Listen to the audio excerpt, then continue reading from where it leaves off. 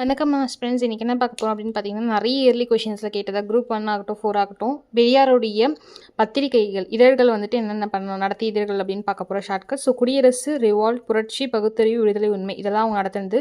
So குடியரசு எப்போ start பண்ணாங்கன்னு பார்த்தீங்கன்னா, குடியரசு அப்படின்றது 5 லெட்டருங்களா. ஸோ இது ஞாபகம் வச்சுக்கலாம். அதுவும் இல்லாமல் செல்ஃப் ரெஸ்பெக்ட் மூவ்மெண்ட் ஸ்டார்ட் பண்ணுவாங்க பார்த்தீங்களா. சுயமரியாதை இயக்கம் ஸ்டார்ட் பண்ணுறப்போ ஒரு பத்திரிகை வேணுன்றதுக்காக ஸ்டார்ட் பண்ணாங்க. நெக்ஸ்ட்டு ரிவால்ட்டு 8 ரெண்டும் ஒரே மாதிரி ப்ரொனன்சியேஷன் வருதுங்களா. இட்டுன்னு சொல்லிட்டு ஸோ ஞாபகம் வச்சுக்கலாம் 28. நெக்ஸ்ட்டு புரட்சி அப்படின்றது புறம் அப்படின்றது வச்சுக்கோங்க. புரட்சி ஸோ நம்ம புறம் அப்படின்னு எடுத்துக்கலாம் 33. அதுக்கப்புறம் வந்து புரட்சி பண்ணுறதுக்கு என்ன வேணும் அப்படின்னு பார்த்தீங்கன்னா அறிவு வேணும். ப்ளஸ் 1 34. நெக்ஸ்ட் இது 2 புரட்சியும் அறிவும் இருந்தால் என்ன பண்ணலாம், விடுதலை ஈஸியாக வாங்கிடலாம் 35. ஸோ விடுதலை வாங்கினதுக்கு அப்புறமேட்டுக்கா 35 வருஷத்துக்கு அப்புறம் இது எல்லாத்தையும் சொல்கிறாங்க. ஸோ 70க்கு அப்புறம் இந்த உண்மையெல்லாம் சொல்கிறாங்க நம்ம வச்சுக்கோங்க. ஓகேங்களா.